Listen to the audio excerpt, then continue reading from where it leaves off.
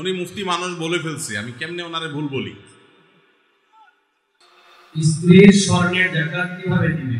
স্বামী নাকি স্ত্রী দিবে? স্ত্রীর যদি আয় রোজগার না থাকে কিন্তু স্বর্ণ আছে, তাহলে তার যাকাত কিভাবে আদায় করবে? ভাইরা আমার, স্ত্রীর স্বর্ণের যাকাত কে দিবে? স্ত্রীর স্বর্ণের যাকাত দিবেন যিনি স্বর্ণের মালিক।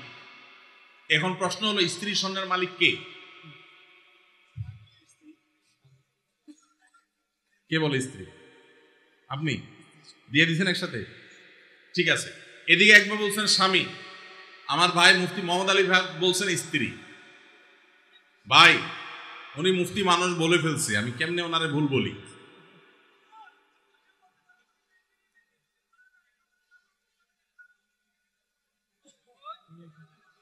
মাশাআল্লাহ মাশাআল্লাহ।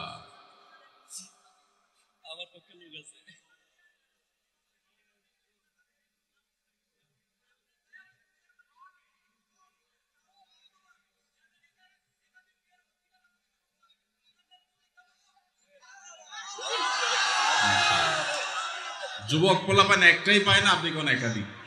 আমরা একটা চিন্তা শেষ হয়ে যেতেছি, একটারে বাপ মা বিয়ে করেন, আপনি কোন একাধিক বিয়ে করেন? আল্লাহ তাআলা যুবকদের একটা বিয়ে অন্তত ব্যবস্থা করুক, এরপরে যার সাধ্য তৌফিক থাকবে শর্ত সাপেক্ষে সে ইনসাফ করতে পারলে একাধিক করবে। যাই হোক ভাই, বউয়ের স্বর্ণের মালিক কি বউ না স্বামী? এটা নির্ভর করে যে স্বামী আসলে তাকে দিলে কিভাবে দিয়েছে। ধরুন এটা স্বামী দিছে বা বাপের বাড়ি থেকে পাইছেন, স্ত্রীকে যদি দিয়ে দেন তাহলে তার মালিক স্ত্রী এবং সেটা যাকাত তাকে দিতে হবে। আর যদি স্ত্রীকে না দিয়ে দেন, ব্যবহার করতে দেন, যে ঠিক আছে আপনাকে ব্যবহারের জন্য দিলাম, তাহলে সেক্ষেত্রে মালিক হবে স্বামী। এটা ক্লিয়ার করতে হবে। এখন মুশকিল হলো, স্বামী স্ত্রী যদি এগুলো নিয়ে আলাপ উঠায়, আমাদের দেশে আমরা এত ভালো, মানে অতি ভালো যেটাকে বলে, বউ যদি এখন যায় ঘরে যদি জিজ্ঞেস করেন স্বামীরে, আর বউরে জিজ্ঞেস করেন যদি যায়, আচ্ছা বলো তো দেখি তোমার এই স্বর্ণগুলো আসলে মালিকটা কি, সাথে সাথে সে বলবে, ব্যাপার কি, তোমার মাথায় এই চিন্তা কেন আসলো, কাহিনী কি, তুমি কি ডানে বামে কোনো চিন্তা ভাবনা করছো, কি ব্যাপার? আমরা কত সরল সহজ চিন্তা করে। একটা সম্পদের মালিকানা ক্লিয়ার হওয়া লাগবে কি লাগবে না? স্ত্রীকে যদি জিজ্ঞাসা করেন, আচ্ছা তোমার যে স্বর্ণগুলো আছে এগুলো আসলে মালিক কি তুমি না আমি, কে? অবশ্য আজকাল মেয়েরা এগুলো বলবে না, বেশিরভাগ মেয়েরা বলবে, বলো কি তোমার সন্দেহ হয় আমি যে ব্যাপারে কোনো সন্দেহ আছে? যদি স্ত্রী মালিক হয় তাহলে স্বর্ণের যাকাত স্ত্রীকে দিতে হবে। আর যদি আপনি স্ত্রীকে ব্যবহার করতে দেন, বলেন যে তুমি ব্যবহার করো, আমি চাইলে যে কোনো সব বিক্রি করে ফেলবো, তাহলে সেক্ষেত্রে আপনাকে যাকাত দিতে হবে। এখন মুশকিল হলো, বেশিরভাগ ক্ষেত্রে এই সমস্ত ইস্যুতে আমরা চিটারি করি অনেকে। কিভাবে? স্ত্রীকে দিছে, তার ধান্দা আছে বিদেশে যাওয়া লাগলে ভিসা পাওয়া গেলে বিক্রি করে দিবে, ওইটা বললে তো বউ খেপে যাবে, এই জন্য ডাইরেক্ট কিছু বলে না, পাম্পটো দিয়ে হুদাই মিশা কথা বলে তারা খুশি করে। আবার যখন দরকার হয় তখন যা বিক্রি করে ফেলে, আছে না নাই? তো এই দুই নাম্বারই করা চলবে না, ক্রিস্টাল ক্লিয়ার হতে হবে। আরবিতে একটা প্রবাদ আছে, তাআমালু কালা জানিব ওয়া তাআশারু কালা কারিব। আর্থিক লেনদেন হবে অচেনা মানুষের মতো, আর সাধারণ আচার আচরণ হবে সবার সাথে চেনা মানুষের মতো। এই জন্য ক্লিয়ার করবেন। এখন প্রশ্ন হলো, স্ত্রী যদি স্বর্ণ মালিক হয় উনি কোত্থেকে যাকাত দিবেন? তার তো উপার্জন নাই। উত্তর হলো, তিনি প্রয়োজনে স্বামীর থেকে নিয়ে দিবেন। স্বামীকে রিকোয়েস্ট করে বলবেন, তুমি আমারটা আদায় করো, যে কোনো ভাবে করবেন, বা স্বর্ণের কোনো একটা অংশ সেল করবেন, কোনো না কোনো ভাবে তাকে যাকাত আদায় করতে হবে। স্বর্ণের মালিক মানে তিনি ধনী, অতএব প্রয়োজনে স্বর্ণের কিছু অংশ বিক্রি করে হলেও তাকে যাকাত দিতে হবে। তবে স্বামী যদি আদায় করে যাকাত আদায় হয়ে যাবে, স্ত্রী যদি সেটা জানে যে উনি আদায় করছে। রমাদানে কখন দোয়া করলে দোয়া কবুল হয়? রমাদানে কি দোয়া কবুলের আলাদা কোনো সময় আছে? রমাদানে কখন দোয়া করলে দোয়া কবুল হয়? ভাইরা, নবী সাল্লাল্লাহু আলাইহি সাল্লাম বলেছেন, সালাতুন লা তুরাদ্দু দাওয়াতুহুম, তিন ব্যক্তির দোয়া ফেরত দেওয়া হয় না। এর ভিতরে এক ব্যক্তি হলেন ওই ব্যক্তি যেই ব্যক্তিকে আল্লাহ তাআলা রোজা রাখার তৌফিক দিয়েছেন। as-সাইমু হাত্তা ইফতির, ইফতার রাখ পর্যন্ত রোজাদারের দোয়া কবুল হয়। কিন্তু স্পেশালি ইফতারের আগের টাইমটা দোয়া কবুল হয়, যে টাইমে আমরা ছোলা মুড়ি মিশানোতে ব্যস্ত থাকি, ওই টাইমটাতে দোয়া কবুল হয়। এই জন্য ছোলা মুড়ি যা মেশানো দরকার আগে আগে মিশায়া সূর্য ডুবার আগে 10-15টা মিনিট মনোযোগ দিয়ে দোয়া করবেন ইনশাআল্লাহ। রমজানে মাঝে মাঝে তারাবির নামাজ ছুটে যায়, যদি আমার তারাবির নামাজ ছুটে যায় এতে কি আমার রোজা আদায় হবে বা রোজার পূর্ণতাতে কোনো সমস্যা হবে কিনা? ভাইরা আমার, রমজান মাসে তারাবির নামাজ না পড়লে আমরা অনেকে মনে করি যে তার রোজাতে বোধহয় অসুবিধা হবে। এটা সম্পূর্ণ ভুল ধারণা। তারাবি একটা ইবাদত, রমজানের রোজাটা আরেকটা ইবাদত। যেহেতু তারাবি না পড়লেও রমজানের রোজা হয়ে যায়, তাহলে তারাবি পড়ার কি আর দরকার আছে? কেন? রোজা তো হয়ে যাবে। আলাদা ইবাদত।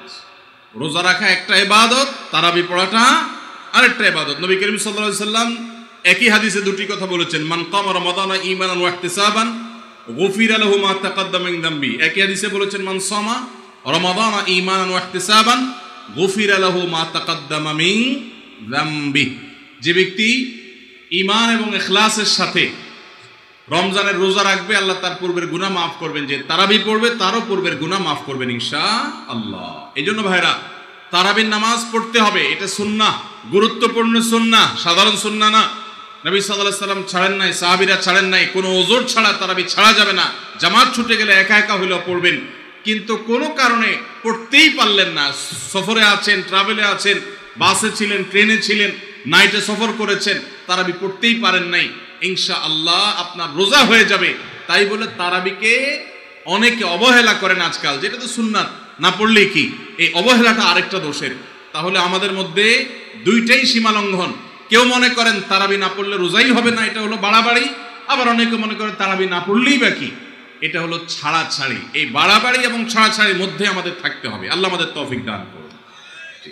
হুজুর, রমজান মাসে কন্যার বাড়ি থেকে ছেলের বাড়িতে ইফতার না পাঠালে শ্বশুর শাশুড়ি গালমন্দ করে, এমন অবস্থায় কি করা উচিত? কন্যার বাড়ি থেকে ইফতার পাঠানো উচিত? আপনার কাছে জানতে চাই।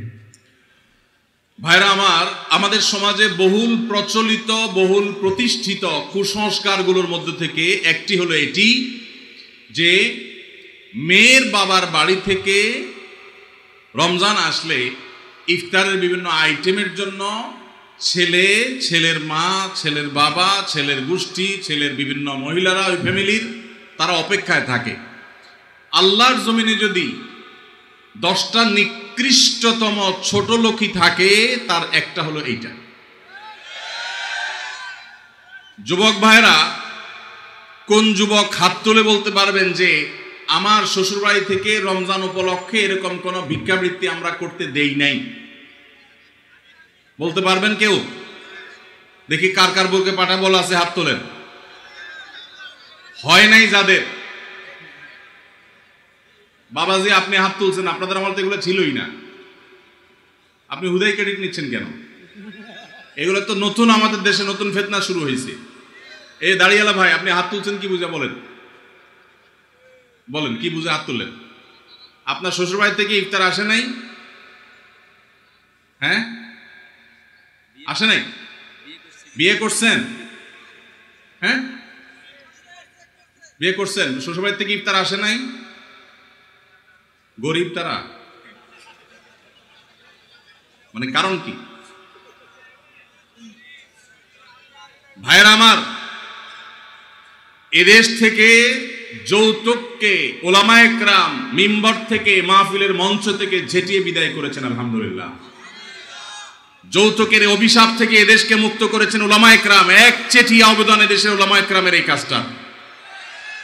যৌতুক চলে গেলে কি হবে? ইফতারের নামে যৌতুক এখনো বাকি আছে, এটা আমাদের দূর করতে হবে কি হবে না? অনেক যুবক আছে, তারা বলে যে আমার শ্বশুরবাড়ির লোকেরা খুশি মনে দেয়।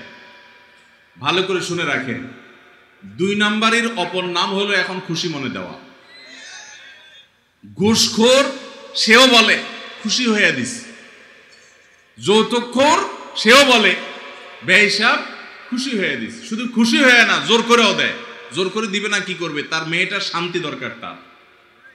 আপনি যদি বাপের বেটা হয়ে থাকেন, মুসলমানের সন্তান হয়ে থাকেন, বিনয়ের সাথে শাশুড়িকে বলবেন, শ্বশুরকে বলবেন, কোনো কিচ্ছু আমার এখানে পাঠাবেন না, পাঠালে আমি মনে কষ্ট পাবো, উল্টা পারলে আমি দিব। একটা কথা আমি সবসময় বলি ভাই, একটা মেয়েকে কষ্ট করে গর্ভধারণ করা, জন্মের পর থেকে নিয়ে তাদেরকে পড়ালেখা, ভরণ পোষণ দিয়ে বড় করে যখন সে সার্বিকভাবে একজন পূর্ণাঙ্গ মানুষে পরিণত হয়েছে, সুশিক্ষিত হয়েছে, সুস্থ সবল হয়েছে, সুঠামদেহী হয়েছে, তখন তাকে ছেলে পক্ষের হাতে তুলে দেয়। সারা জীবন এই মহিলাটার পেছনে ইনভেস্ট করেছে কে? তার বাবা মা। আর ভোগ করছে কে? স্বামী এবং স্বামীর ফ্যামিলি। ঠিক না বে ঠিক? পড়ালেখা করাইছে মেয়ের বাপ মা, ওই পড়ালেখা দিয়া, ওই শিক্ষা দিয়া স্বামীর ছেলে মেয়েকে সে পড়ালেখা করায়। ঠিক না বে ঠিক? রান্না বান্নাটা শিখাইছে তার মা, ওই শিক্ষা দিয়ে রান্না বাড়া করে খাওয়ায় কারে? স্বামীকে, শ্বশুর শাশুড়িকে। ঠিক না বে ঠিক? তাহলে উচিত হলো ছেলে পক্ষের মেয়ে পক্ষকে এটা বলা, বেঈসাবকে বলবে, ছেলের বাবা মেয়ের বাবাকে বলবে, বাবাজি বা ভাই, আপনার মেয়ে তাকে মানুষ করতে যত টাকা পয়সা লাগছে তার সব কিছু আমি দিতে চাই। এরপরেও তো কোনো মানুষ কেনা যায় না, এটা কেনার জন্য দেওয়া না, অন্তত কৃতজ্ঞতা আদায়ের জন্য দেওয়া। এটা বলা দরকার ছিল, সেটা না করে উল্টা আস্ত একটা মেয়ে দিয়ে দিল, তার সাথে আবার আপনি যৌতুক আশা করছেন। আপনার চাইতে বড় ছোট লোক আল্লাহর জমিনে আর হতে। এই সমস্ত ভিখারীদেরকে ধরে ধরে আস-সুন্নাহ ফাউন্ডেশন ইফতার প্রজেক্টের জন্য পাঠাই দিবেন। আপনাদের এই মাঠেও ইফতার বিতরণ হয়, যাদের শ্বশুর বাড়ি থেকে ইফতারের দরকার হয় এদের সবাইকে আমাদের ওখানে পাঠাই দিবেন। কথা বুঝে আসছে? এখন এরপর থেকে হুদাই যায় আমাদের ওখানে সিরিয়াল ধরবে। সিরিয়াল ধরলে সবাই ইফতার পাবে। শর্ত হলো সে প্রকাশ্যে ঘোষণা দিবে, আমি শ্বশুরবাড়ি থেকে ইফতার প্রত্যাশী ছিলাম, কিন্তু সেখান থেকে ইফতার পাওয়ার কোনো ক্ষীণতম সম্ভাবনা না থাকায় আমি নিরুপায় হয়ে এখন আস-সুন্নাহ ফাউন্ডেশনের দ্বারস্থ হয়েছি। এইটা যদি আপনি ঘোষণা দিতে পারেন আমাদের দিতে কোনো অসুবিধা নেই ইনশাআল্লাহ। ভাইরা আমার, এই কুসংস্কার আমরা দূর করবো তো ইনশাআল্লাহ। খুশি মনে বলতে কোনো কিচ্ছু নাই। খবরদার, মেয়ে পক্ষ যদি ইফতার পাঠায়, ছেলে পক্ষ পাঠায় না কেন? মেয়ে পক্ষ যদি 2 আনা পাঠায়, ছেলে পক্ষ 4 আনা পাঠানো উচিত। অনেক মহিলারা আছে ফ্যামিলির, তারা খোঁচাখুচি করে বৌমাকে। আল্লাহ আমাদের এই কুসংস্কার থেকে মুক্ত থাকার তৌফিক দান করুন। রোজা রেখে কোনো চুল বা নখ কাটা যাবে কিনা? রোজা রেখে চুল বা নখ কাটা যায় আপনাদের এলাকায়? যায়? আলহামদুলিল্লাহ, সহজ মাসালা। রোজা রেখে চুল বা নখ কাটলে রোজার কোনো অসুবিধা হয় না। রোজা রেখে সরিষার তেল গায়ে মাখলো কোনো অসুবিধা নেই, কোনো আপনার স্নো পাউডার ইত্যাদি ব্যবহার করলে এগুলোর কোনো অসুবিধা নাই, রোজা হয়ে যাবে ইনশাআল্লাহ। একজন 2টা প্রশ্ন করছেন। এক প্রশ্ন হচ্ছে, স্বামীর কথা শোনাটা যতটা জরুরি, স্ত্রীর কথা শোনাটা কি ততটা জরুরি নয়? স্বামীর কথা যতটা শুনবেন, স্ত্রীর কথাটাও কি ততটা শুনবেন কিনা? দেখুন, পৃথিবীতে ফ্যামিলি ব্যবস্থাপনা ইসলামে একটা আছে, আর এর বাইরে পশ্চিমাদের আরেকটা আছে। 2টা সিস্টেম। ইসলামের ফ্যামিলি ব্যবস্থাপনা হলো আল্লাহ তাআলা কোরআনে পরিষ্কারভাবে নির্দেশ করেছেন, আর রিজালু কাওয়ামুনা আলান নিসা। পুরুষদেরকে আল্লাহ রাব্বুল আলামিন নারীদের উপরে দায়িত্বশীল করেছেন, তাদেরকে আল্লাহ তাআলা অভিভাবক বানিয়েছেন। এখন যদি কেউ নারী এবং পুরুষকে সমান সমান করতে চায়, তাহলে তার পরিণতি কি হতে পারে পশ্চিমের দিকে তাকালে বুঝতে পারবেন। ভাইরা আমার, একটা ছোট্ট মুদি দোকানও যদি আপনি চালাইতে হয়, একজন মালিক আর একজন শ্রমিক বা কর্মচারী থাকা লাগে কি লাগে না? 2 জনই মালিক, সমান সমান শেয়ার, দুজনই দোকানটা পরিচালনা করে, দোকানটা ঠিক মতো চলবে? কারণ সকাল বিকাল গন্ডগোল বাঁধবে। ঠিক না বেঠিক? এভাবে কোনো দোকান যদি না চলে, তাহলে একটা সংসার কখনো সুষ্ঠুভাবে চলতে আপনি কাউকে না কাউকে অভিভাবক মানতেই হবে। হ্যাঁ, এর মানে এই না যে অভিভাবক যা খুশি তা করতে পারে, জুলুম করতে পারে, অন্যায় নির্দেশ দিলেও সে অধিকার আছে, সেটা ইসলাম বলে না, কখনো বলে না। ভাইরা আমার, আজকের পৃথিবী নারীদেরকে সমান অধিকার দিতে বলে, ইসলাম ন্যায্য অধিকার দিতে বলে। ইসলাম কি দিতে বলে? সমান দিলে সবসময় সমতা হয় না, ন্যায্য দিলে সবসময় সমতা, ন্যায্যতা যেটা যৌক্তিকতা সেটাই হয়। আল্লাহ আমাদেরকে বুঝার তৌফিক দান করুন। মা বোনরা যদি যৌক্তিক কোনো আবদার চাহিদা পেশ করেন, সেটা স্বামী কখনো কখনো শুনতে বাধ্য, যদি সেটা তার অধিকারের বিষয় হয়, আর কখনো কখনো বাধ্য না হলেও স্বামীকে আল্লাহ তাআলা উদ্বুদ্ধ করেছেন। নবী করিম সাল্লাল্লাহু আলাইহি সাল্লাম তার স্ত্রী আমাদের মা আয়েশা রাদিয়াল্লাহু তাআলা আনহাকে খেলা দেখতে নিয়ে গেছেন। আম্মা জান আয়েশা রাদিয়াল্লাহু আনহা এই হাদিস বর্ণনা করার পরে বলেছেন, ফাকদুরু কদরাল জারিয়াতিল হাদিসাতি সিন্নি আল হারিসাতি আলাল লাহবি। ও ও দুনিয়ার পুরুষেরা, যুবকেরা, স্বামীরা, শুনে রাখো, আল্লাহর নবী সাল্লাল্লাহু আলাইহি সাল্লাম নবী হওয়ার পরও, এত ব্যস্ত মানুষ হওয়ার পরও তিনি তার স্ত্রী হিসেবে আমি যখন তার কাছে খেলা দেখতে চেয়েছি তিনি নিয়ে গেছেন। যতক্ষণ পর্যন্ত আমি নিজে বিরক্ত হয়ে উঠে না আসি ততক্ষণ পর্যন্ত নবী সাল্লাল্লাহু আলাইহি সাল্লাম বসেছিলেন, আমাকে নিয়ে আসেন নাই, বলেন নাই আয়েশা চলো আর কত দেখবা, এটা বলেন নাই। অতএব তোমরা তোমাদের কম বয়স্ক যে সমস্ত স্ত্রীগণ আছেন তাদের বিনোদনের প্রতি, আনন্দের প্রতি তোমরা খেয়াল রাখবে, এটা আমাদের আয়েশা বলেছেন।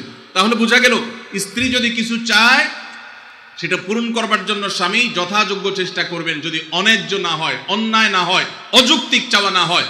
কিন্তু এর মানে এই না যে ইসলাম সবাইকে সমান অধিকার দিয়েছে, সমান অধিকার দিলে মারামারি ছাড়া কিচ্ছু হবে না।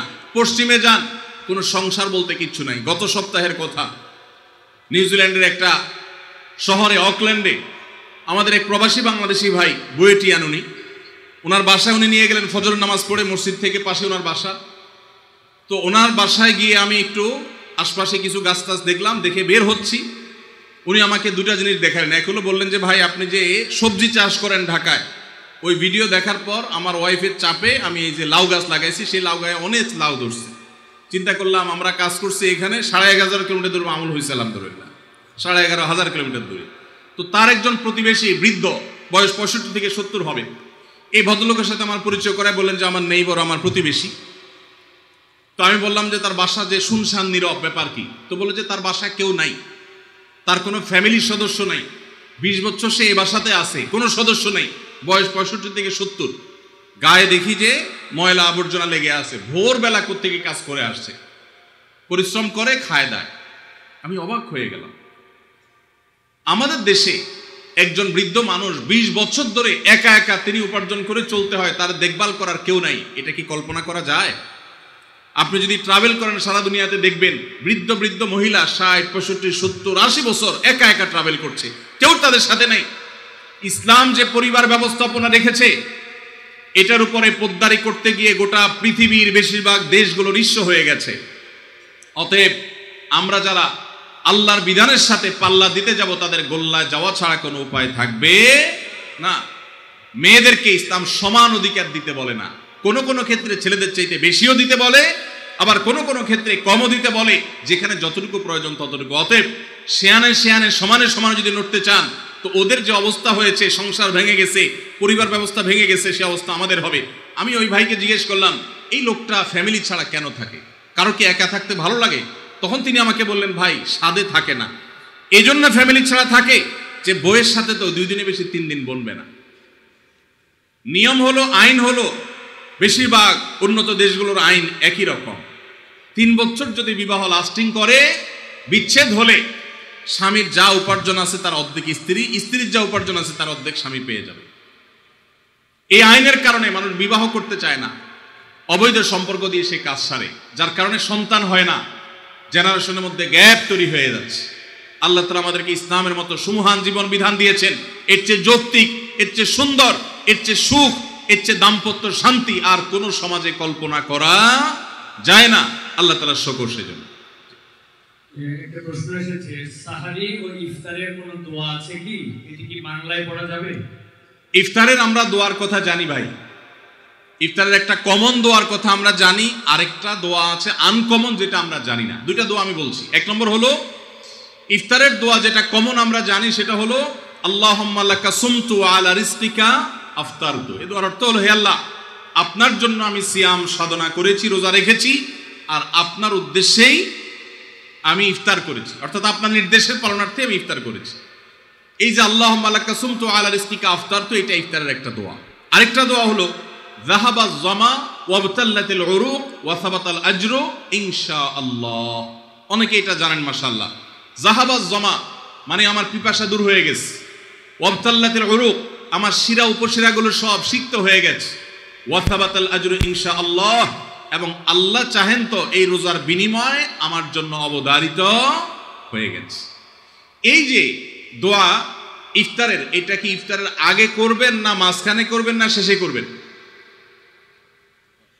কি বলেন, ইফতারের আগে না শেষে? যারা যারা আগের পক্ষে তারা হাত তোলেন, মাশাআল্লাহ বহু লোক। ভাইরা আমার, এই দোয়া ইফতারের পরে করবেন, আগে না। অনেকেই এই ভুলটা জানেন, অনেকে মনে করেন যে আগেই করতে হয়, আগে না। ইফতারের দোয়া কখন করবেন? ইফতারের শব্দের অর্থের দিকে খেয়াল করলে তো দেখতে পারেন পিপাসা দূর হয়ে গেছে, শিরা উপশিরা সিক্ত হয়ে গেছে, এটা কি ইফতারের আগে হয় না পরে হয়? তাহলে 2-4 লোকমা খেয়েছেন, একটু পানি খেজুর খেয়েছেন, তারপরে দোয়া পড়তে পারেন। আর চাইলে একদম শেষ করেও পড়তে পারেন। আর এটা নিজের ভাষায় পড়লে হয়ে যাবে, কিন্তু সুন্নাত হবে, বেশি উত্তম হবে নবীজির ভাষায় পড়তে পারলে, সরাসরি আরবি টেক্সটটা পড়তে পারলে। আল্লাহ আমাদেরকে তৌফিক দান। রোজার নিয়ত কোনটি বা কিভাবে করব? নিয়ত করা কি রোজা রাখার জন্য জরুরি? নিয়ত তো সমস্ত ইবাদতের জন্য জরুরি, কিন্তু নিয়ত করা জরুরি, নিয়ত বলা জরুরি না। নিয়ত করা এক জিনিস আর নিয়ত বলা আরেক জিনিস। মুখে নিয়ত বলে আর অন্তরে নিয়ত করে, অন্তরে নিয়ত করে আর মুখে নিয়ত বলে। ইবাদতের মধ্যে নিয়ত করা ফরজ, রোজার জন্য নিয়ত ফরজ, নামাজের জন্য নিয়ত ফরজ, কিন্তু নিয়ত বলাটা ফরজ বা সুন্নাত কোনোটাই না। আমরা যে রোজার নিয়ত শুনছি, নাওয়াইতু আন আসুমা গাদান, আছে না? বিভিন্ন আপনার ক্যালেন্ডারেও লেখা থাকে, ভিত্তিহীন। নবী করিম সাল্লাল্লাহু আলাইহি সাল্লামের কোন জয়ীফ জাল হাদিসেও এরকম রোজার কোন নিয়তের কথা কোথাও বর্ণিত হয় নাই। ইসলামের নামে নকল আমল করলে সওয়াব হবে না গুনাহ হবে? খবরদার। এই জন্য আমরা মেহরবানি করে, আমি কি জন্য ভোর রাতে উঠছি? সারি খেতে উঠছি, সারি খেতে উঠছি মানে কালকে রোজা রাখবো, এটাই তো আমার নিয়ত। মনের ইচ্ছা আছে, ইন্টেনশন আছে, এটাই নিয়ত। মুখে আলাদা নিয়তের উচ্চারণ দরকার নাই। কাউকে ফরজে হাসানা হিসেবে টাকা ধার দিলে সেই টাকার কি যাকাত দিতে হবে? কারণ সেই টাকা কখন পাবো অনিশ্চিত। ভাইরা আমার, অনেক দরকারি একটা প্রশ্ন। আপনি কাউকে লোন দিয়েছেন, হাওলাত দিয়েছেন, কবে দিবে জানেন না, যাকাত দিতে হবে কি হবে না? উত্তর হলো, কোনো টাকাই যাকাত মুক্ত থাকবে না যদি সেটা নেসাবকে স্পর্শ করে। এখন ধরুন আপনি আমাকে 1 লাখ টাকা লোন দিয়েছেন, 1 লাখ টাকা কি নেসাব টাচ করে না করে না? করে। 85 গ্রাম রূপা কেনার মতো টাকা থাকলেই নেসাব হয়ে যায়। তো 1 লাখ টাকায় 85 গ্রামের বেশি রূপা কিনা যায়। অতএব এটা নেসাব। নেসাবের মধ্যে যেহেতু আছে, অতএব এই 1 লাখের যাকাত কাউকে না কাউকে দিতে হবে। এখন টাকাটা আমি লোন নিয়েছি আর উনি আমাকে লোন দিয়েছেন। এখন যদি বলেন যে আমার যাকাত দিতে হবে, তো আমি তো টাকার মালিকই না, টাকা তো ওনার। এই জন্য যিনি লোন দিবেন যাকাত তিনি দিবেন। এখন একটা প্রশ্ন হয়, ভাই এটা কোনো কথা হলো? বেচারা টাকা লোন দিছে, হাওলাত দিছে সওয়াবের আশা, আবার তার যাকাতও তার দেওয়া লাগবে, কেমন কথা? উত্তর হলো, ইমানদার লোন দিলে সওয়াব আছে না নাই? কিরকম সওয়াব ধারণা আছে? কে বলতে পারেন লোনের সওয়াব কি? কি সওয়াব বলেন তো? মাশাআল্লাহ মাশাআল্লাহ, এলাকায় মানুষ দেখা যায় বেশ কোরআন হাদিসের ইলম রাখেন। কোন কোন ক্ষেত্রে লোন বা হাওলাত দিলে, দান করলে যে পরিমাণ সওয়াব হয় তার চাইতে বেশি সওয়াব হয়। এখন একটা প্রশ্ন ওঠে, এটা আবার কেমন? দান করে দেওয়া মানে তো একসাথে দিয়ে দেওয়া, লোন দেওয়া মানে তো দিলাম আবার নেওয়ার জন্য, তো সওয়াব আবার বেশি কিভাবে হয়? সেটার ব্যাখ্যা হলো, ধরেন ওনাকে আমি 10 টাকা দান করলাম, ওনার দান দরকার, কিন্তু ওনার দানটা কেন দরকার? উনি এই 10 টাকা দিয়ে একটা কলা খান, যেটা আসলে তার এমন কোনো আহামরি প্রয়োজন নাই, এটা না খাইলেও তার চলে, পেট ভরা আছে। একটা কলা খাইতে মন চাইছে, টাকা নাই, আমি 10 টাকা তার সাদাকা করলাম, দান করলাম। এই দানের চাইতে ওনার দরকার হলো লোন, এমন লোন যে লোন দিয়া তার জীবন রক্ষা হবে, কঠিন কোনো কাজ হবে। এখানে এই দানের চাইতে এই লোন দিলে সেটা সওয়াব আল্লাহর কাছে বেশি হবে। আরো বিভিন্ন ব্যাখ্যা হাদিসের আছে। এই জন্য ভাইরা, লোন যে দিবে সে তো সওয়াব পাবে, বিধায় যাকাত দেওয়ার কারণে তার যে টাকা কমতেছে, এতে তার হারাবার কিচ্ছু নাই। এই জন্য তাকেই যাকাত দিয়ে দিতে হবে। এখন কথা হলো, পাওয়ার সম্ভাবনা নেই। যদি এমন হয় যে পাওয়ার সম্ভাবনা, তাহলে যাকাত আপনাকে এখন দিতে হবে না, একসাথে পাইলে যে বছরে যাকাত দেন না সেগুলো দিতে হবে। আর যদি কখনো না পান, তাহলে না দিলে কোনো গুনাহ হবে না। একজন রোজাদারের জন্য রমজানের প্রতিটি দিনের আমলের রুটিন কি হবে? কিভাবে সে তার রোজা কাটাবে? মাশাআল্লাহ, আমাদের একটা নতুন বই বের হয়েছে এবার, সেটা হলো মাহে রমাদানের 27 আমল। এই যে বইটা একটা হাতের সামনেও আছে, মাশাআল্লাহ। এটা মূলত আমাদের একটা বক্তব্যের নির্যাস। এর আগে সোনাইমুড়িতে একটা বক্তব্যে আমরা মাহে রমজানের উপরে একটা গবেষণা করে 27টা আমল করেছে আলোকে বের করেছি, সেটা উপস্থাপন করেছি, পরে এটাকে বই আকারে আনা হয়েছে। এখানে রমজানে আপনি কি কি করবেন তার সবগুলোর তালিকা দেওয়া আছে। অতএব এটার আলোকে আপনি আমল করতে পারেন, চাইলে ভিডিও বক্তব্যটা শুনে নিতে পারেন। একবার সকাল থেকে রাত পর্যন্ত একটা সুনির্দিষ্ট রুটিনের মধ্য দিয়ে কাটাবেন, আর কিচ্ছু করতে পারেন না পারেন, শুধু একটা কথা বলে যাই, রমজান মাসে ফরজ রোজা রেখে অন্তত কোনো প্রকার হারাম কাজ, গুনাহের কাজ করবেন না। বাস এটুকু যদি করতে পারেন ইনশাল্লাহ আপনার রমজান সাকসেস। চেষ্টা করা যাবে না ইনশাল্লাহ? একটা কাজ যদি করতে পারেন আপনার রমজান ইনশাল্লাহ সফল। সেটা হলো ফরজ রোজা রাখলেন, 5 ওয়াক্ত নামাজ তো ফরজ পড়বেনই, ফরজ কাজগুলো করলেন আর গুনাহ থেকে বেঁচে থাকলেন। কোনো হারাম কাজ করলেন না, ঝগড়াঝাটি করলেন না, মিথ্যা বললেন না, চগলখড়ি করলেন না, গীবত করলেন না, কাউকে ঠকাইলেন না, 2 নম্বর কাজ করলেন না। এই গুনাহমুক্ত যদি রমজান কাটাইতে পারেন আপনার রমজান সাধনার সার্থক ইনশাআল্লাহ। আল্লাহ তৌফিক দান। স্ত্রীর স্বর্ণের যাকাত কিভাবে দিবে? স্বামী নাকি স্ত্রী দিবে? স্ত্রীর যদি আয় রোজগার না থাকে কিন্তু স্বর্ণ আছে, তাহলে তার যাকাত কিভাবে আদায় করবে? ভাইরা আমার, স্ত্রীর স্বর্ণের যাকাত কে দিবে? স্ত্রীর স্বর্ণের যাকাত দিবেন যিনি স্বর্ণের মালিক। এখন প্রশ্ন হলো স্ত্রীর স্বর্ণের মালিক কে? কে বলে স্ত্রী? আপনি দিয়ে দিয়েছেন একসাথে?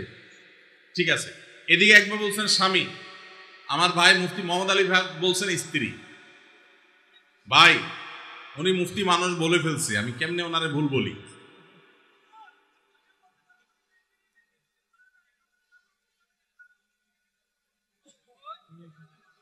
মাশাআল্লাহ মাশাআল্লাহ।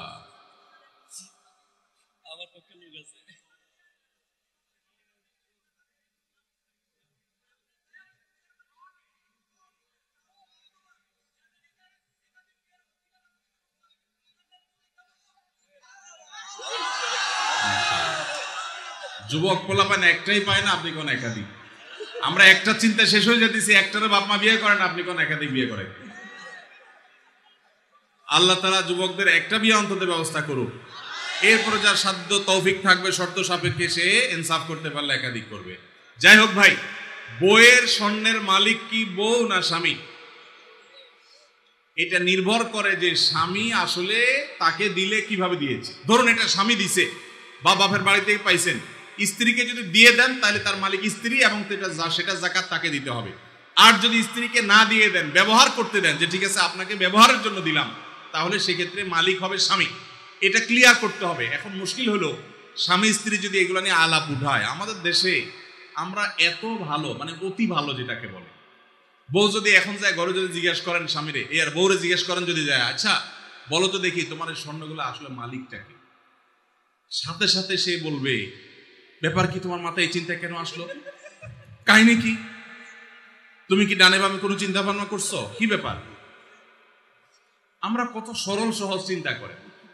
একটা সম্পদের মালিকানা ক্লিয়ার হওয়া লাগবে কি লাগবে না? স্ত্রীকে যদি জিজ্ঞাসা করেন, আচ্ছা তোমার যে স্বর্ণগুলো আছে এগুলো আসলে মালিক কি তুমি না আমি, কে? অবশ্য আজকাল মেয়েরা এগুলো বলবে না, বেশিরভাগ মেয়েরা বলবে বলো কি, তোমার সন্দেহ হয় আমি যে ব্যাপারে কোনো সন্দেহ আছে? যদি স্ত্রী মালিক হয় তাহলে স্বর্ণের যাকাত স্ত্রীকে দিতে হবে। আর যদি আপনি স্ত্রীকে ব্যবহার করতে দেন, বলেন যে তুমি ব্যবহার করো, আমি চাইলে যে কোনো সব বিক্রি করে ফেলবো, তাহলে সেক্ষেত্রে আপনাকে যাকাত দিতে হবে। এখন মুশকিল হলো বেশিরভাগ ক্ষেত্রে এই সমস্ত ইস্যুতে আমরা চিটারি করি অনেকে। কিভাবে?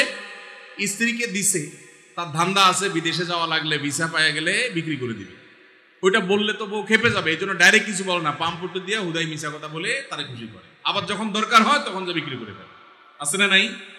তো এই 2 নাম্বারই করা চলবে না, ক্রিস্টাল ক্লিয়ার হতে হবে। আরবিতে একটা প্রবাদ আছে, তাআমালু কালা জানিব ওয়া তাআশারু কালা কারিব।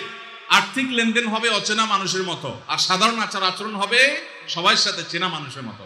এই জন্য ক্লিয়ার করবেন। এখন প্রশ্ন হলো, স্ত্রী যদি স্বর্ণ মালিক হয় উনি কোত্থেকে যাকাত দিবেন? তার তো উপার্জন নাই। উত্তর হলো তিনি প্রয়োজনে স্বামীর থেকে নিয়ে দিবেন। স্বামীকে রিকোয়েস্ট করে বলবেন তুমি আমারটা আদায় করো, যে কোনো ভাবে করবেন, বা স্বর্ণের কোনো একটা অংশ সেল করবেন, কোনো না কোনো ভাবে তাকে যাকাত আদায় করতে হবে। স্বর্ণের মালিক মানে তিনি ধনী, অতএব প্রয়োজনে স্বর্ণের কিছু অংশ বিক্রি করে হলেও তাকে যাকাত দিতে হবে। তবে স্বামী যদি আদায় করে যাকাত আদায় হয়ে যাবে, স্ত্রী যদি সেটা জানে যে উনি আদায় করছে। রমাদানে কখন দোয়া করলে দোয়া কবুল হয়? রমাদানে কি দোয়া কবুলের আলাদা কোনো সময় আছে? রমাদানে কখন দোয়া করলে দোয়া কবুল হয় ভাইরা? নবী সাল্লাল্লাহু আলাইহি সাল্লাম বলেছেন, সালাসুন লা তুরাদ্দু দাওয়াতুহুম, 3 ব্যক্তির দোয়া ফেরত দেওয়া হয় না। এর ভিতরে এক ব্যক্তি হলেন ওই ব্যক্তি যেই ব্যক্তিকে আল্লাহ তাআলা রোজা রাখার তৌফিক দিয়েছেন। as-সাইমু হাত্তা ইফতির, ইফতার রাখ পর্যন্ত রোজাদারের দোয়া কবুল হয়। কিন্তু স্পেশালি ইফতারের আগের টাইমটা দোয়া কবুল হয়, যে টাইমে আমরা ছোলা মুড়ি মিশানোতে ব্যস্ত থাকি, ওই টাইমটাতে দোয়া কবুল হয়। এই জন্য ছোলা মুড়ি যা মেশানো দরকার আগে মিশায়া সূর্য ডুবার আগে 10-15টা মিনিট মনোযোগ দিয়ে দোয়া করবেন ইনশাআল্লাহ। রমাদানে কিভাবে আল্লাহর কাছ থেকে ক্ষমা পাবো? গুনাহ মাফের সবচেয়ে বড় মাধ্যম কি? কিভাবে ক্ষমা চাইলে সব মাফ হয়, মেহরবানি করে জানাবেন। ভাইরা আমার, ক্ষমা চাওয়ার জন্য আল্লাহর কাছে অনুতপ্ত হতে হবে যে আল্লাহ যত গুনাহ করেছি আপনি মাফ করে দেন। তওবা করতে হবে, লজ্জিত হইতে হবে, অনুতপ্ত হইতে হবে। এরপরে কায়মন বাক্যে অন্তঃস্থল থেকে আল্লাহর কাছে দোয়া করতে হবে মাফ পাওয়ার জন্য। এবং বিশেষ করে সাহারির সময়, ভোর রাত, দোয়া কবুলের সময়গুলো বেশি বেশি করে দোয়া করে ক্ষমা চাইতে হবে, ক্ষমা নিতে হবে। ইফতার আগ মুহূর্তটা এটা দোয়া কবুলের সময়, তো সেই মুহূর্তটা বিশেষভাবে দোয়া কবুল করতে হবে। দোয়া কবুলের যে শর্তগুলো আছে, হালাল উপার্জন, কায়মন বাক্যে দোয়া করা, মনোযোগের সাথে দোয়া করা, চোখের পানি ফেলে দোয়া করা, সেগুলো করলে আশা করা যে আল্লাহ তাআলা ক্ষমার দোয়াও কবুল করবেন। আমি একজন ট্রাক ড্রাইভার, আমার পরিবার এবং সন্তান আছে, কিন্তু আমার স্ত্রী আমার কথা শোনে না, আমার করণীয় কি? ভাইরা আমার, মা বোনরা স্বামীদের কথা না শোনা, স্ত্রীরা স্বামীদের কথা না শোনা, এটা একটা ব্যাধিতে পরিণত হয়েছে। পশ্চিমাদের মুখরোচক স্লোগানে আমাদের অনেক মুসলিম নারীরা বিভ্রান্ত হয়ে গেছেন। মনে রাখবেন, কোন নারী যত রকম ইবাদত বন্দেগী করো, তিনি যদি স্বামীর সাথে সবসময় আড়াআড়ি করা, স্বামীকে ইগনোর করা, তাকে অমান্য করার মানসিকতা তার মধ্যে তৈরি হয়, তাহলে তিনি কখনো নেককার মুসলিম নারী হতে পারেন না। যে ভাই প্রশ্ন করেছেন তাকে বলবো, বিয়ের আগে এটা ভাবা দরকার ছিল যে এই মেয়ের মধ্যে আল্লাহর ভয় আছে কিনা। যদি কেউ মুত্তাকি হয়ে থাকে, সত্যিকারের মুসলিম হয়, আল্লাহ ভীরু হয়, তিনি কখনো স্বামীর অবাধ্য হতে পারেন না। কোনো বিষয় নিয়ে মনোমালিন্য হতে পারে, মতভিন্ন হতে পারে, কিন্তু তাই বলে অবাধ্য হওয়া যেটা বলে সেটা হতে পারে না। এখন এই বোনকে আপনি মোটিভেশন দেন, তাকে ভালো মুসলমান বানাবার চেষ্টা করেন। আপনার কথা শোনানোর চাইতে তাকে আল্লাহর আনুগত্য করেন, আল্লাহর আনুগত্যে আনেন। আল্লাহর আনুগত্যে আসলে সে স্বামীর কথা এমনি শুনবে ইনশাআল্লাহ। শেষ করি, মনে হয় সময় অনেক হয়েছে। ভাইদের চলে যাচ্ছে। আচ্ছা, জি। পরিচিত এক হিন্দু বোনের প্রশ্ন, যে সন্তানটা মুসলিম বাবা মার ঘরে জন্ম হয় সে সাধারণত মুসলিম হিসেবে জীবন অতিবাহিত করে, আর যে সন্তান হিন্দু বাবা মার ঘরে জন্ম নেয় সে সনাতনী ধর্মে দীক্ষিত হয়। এতে মানুষের তো কোনো হাত নেই, স্রষ্টার চাওয়াতেই তো সে হিন্দু ঘরে জন্ম নিয়েছে। মুসলমান না হলে তাকে কেন জাহান্নামে যেতে হবে? তার জন্য ধর্মান্তরিত হওয়া কি সহজ কথা? ঠিকানা দেবিদ্বার, কুমিল্লা। ধন্যবাদ। যেই হিন্দু বোন প্রশ্ন করেছেন সেই বোনকে আমি বিনয়ের সাথে বলতে চাই, আল্লাহ রাব্বুল আলামিন আমাদের প্রত্যেককে বিবেক দিয়েছেন। যাকে আল্লাহ বিবেক দেন নাই, যিনি মানসিকভাবে সুস্থ নন, সেই লোকটা এই জবাবদিহিতার আওতায় নাই। আল্লাহ যাকে সুস্থ বিবেক দিয়েছেন তাকে তার বিবেক সত্যের প্রতি অনুসন্ধান করার, সত্যের পথ খুঁজে বের করার শক্তি সামর্থ্য দিয়েছেন। এটা ঠিক যে মুসলিম পরিবারে জন্মগ্রহণ করার কারণে একজন শিশু একটা অ্যাডভান্টেজ পায় ইসলাম গ্রহণ করবার জন্য। একজন শিশু তিনি অন্য ধর্মাবলম্বী মা বাবার ঘরে জন্মগ্রহণ করার ফলে সে এই অ্যাডভান্টেজটা পায় না, এটা ঠিক। কিন্তু আল্লাহ যে তাকে বিবেক বুদ্ধি দিয়েছেন, সেই বিবেক বুদ্ধি খরচ করা তার কর্তব্য। তার কাছে ইসলামের দাওয়াত যদি পৌঁছে থাকে, ইসলাম যে একমাত্র সত্য ধর্ম, সেই আহ্বান যদি পৌঁছে থাকে, আল্লাহ কোরআনে বলেছেন ইন্নাদ-দীন ইনদাল্লাহিল ইসলাম, ইসলাম হলে আল্লাহর কাছে একমাত্র মনোনীত দিন। আল্লাহ বলেছেন ওমান ইয়াবতাগি গায়রাল ইসলামি দীনান ফালান ইউকবালা মিনহু, যে ব্যক্তি ইসলাম ছাড়া অন্য কোনো ধর্মকে দ্বীন হিসাবে গ্রহণ করবে সেটা আল্লাহর কাছে অ্যাকসেপ্ট হবে না। এই যে অ্যাকসেপ্টেড হবে না দিন ছাড়া অন্য, ইসলাম ছাড়া অন্য কোনো কিছু, এই দাওয়াত পৌঁছার পর তার দায়িত্ব হয় তার বিবেককে খরচ করা, এটা আসলেই সত্য দিন কিনা সেটা অনুসন্ধান করা। সে এতটুকু যদি না করে তাহলে সে তো আল্লাহর কাছে দায়ী হবে।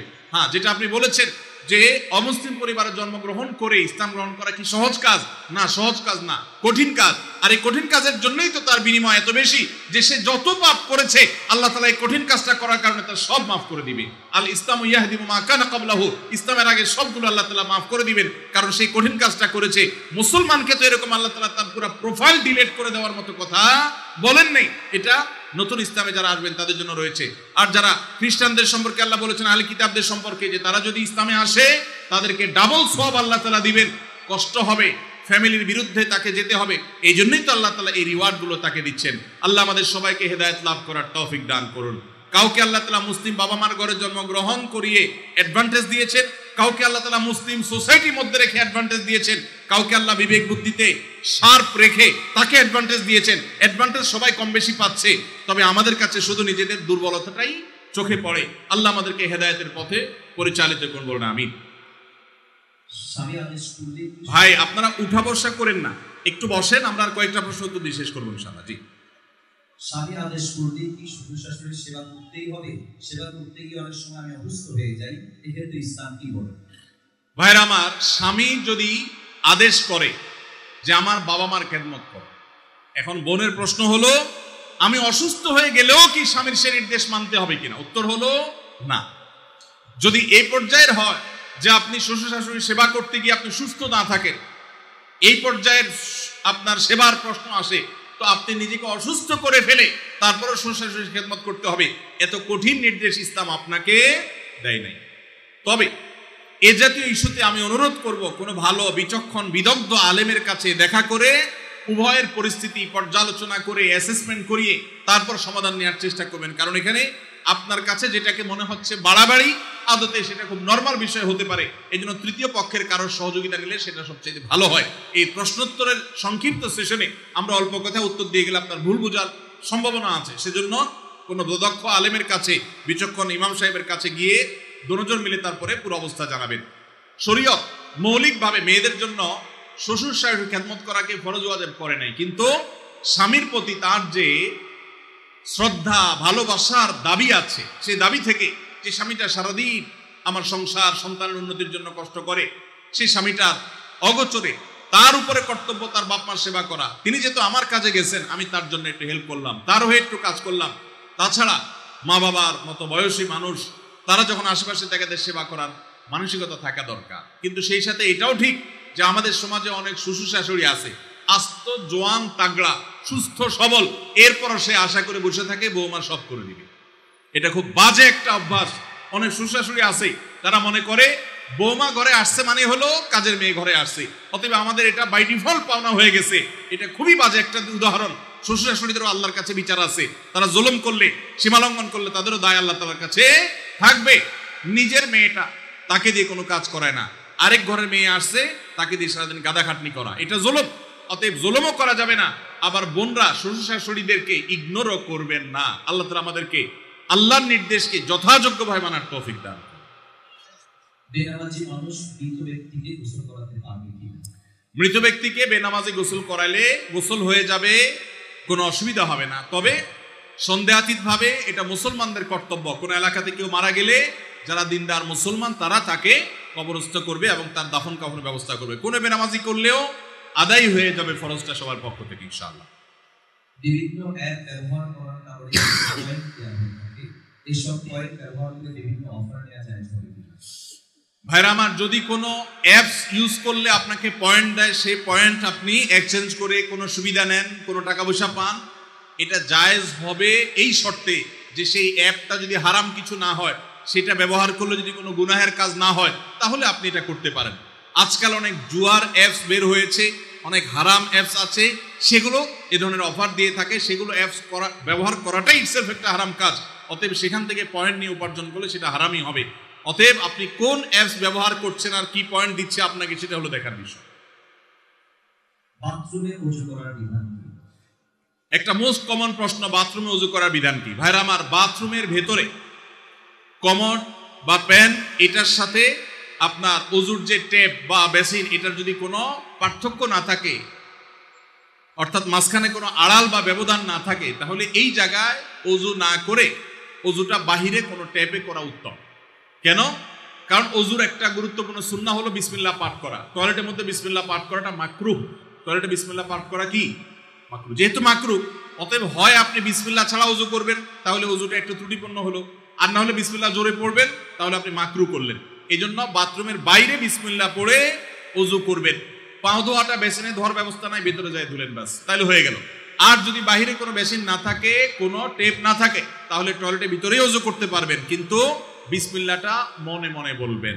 আর যদি নিজের বাসা হয় তাহলে সেক্ষেত্রে মাঝখানে পার্টিশন দিয়ে দিলেন কমোড এবং অজুর, অথবা আজকাল প্লাস্টিকের পর্দা পাওয়া যায় সেগুলো দিয়ে দিলেন, তাহলে ইনশাআল্লাহ আপনার সেখানে বিসমিল্লাহ বলতে কোনো অসুবিধা নাই। টয়লেটের ভিতরে দিকেও অজু করে, অজু হয়ে যাবে, নামাজও হয়ে যাবে, কিন্তু উত্তম হলো বাহিরে করা। কাউকে যদি কালো জাদু করা হয়, ব্ল্যাক ম্যাজিক করা হয়, তাহলে আমরা বুঝতে পারবো কিভাবে? এবং এই কালো জাদু থেকে বাঁচার উপায় কি? কোনো আলেমের কাছে যেতে হবে নাকি নিজে জানো করলেই চলবে? ভাইরা আমার, কাকে কালো জাদু করা হয়েছে কাকে করা হয়নি এটা বোঝাটা খুবই সিম্পল এবং খুবই সহজ একটা ব্যাপার।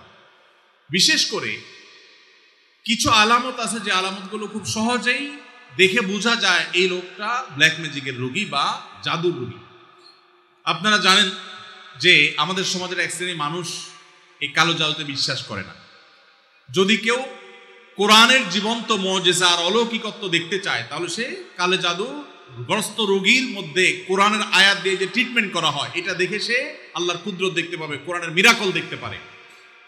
তো কালো জাদু এটা কোনো মানুষকে আক্রান্ত করলে সচরাচর সাধারণত কোনো ওষুধে কোনো কাজ হয় না, কোনো চেক আপে কোনো রোগ ধরা পড়ে না, দিন দিন অসুস্থ হয়ে যায়, খুব ভয়ঙ্কর একটা পর্যায়ে চলে যায়।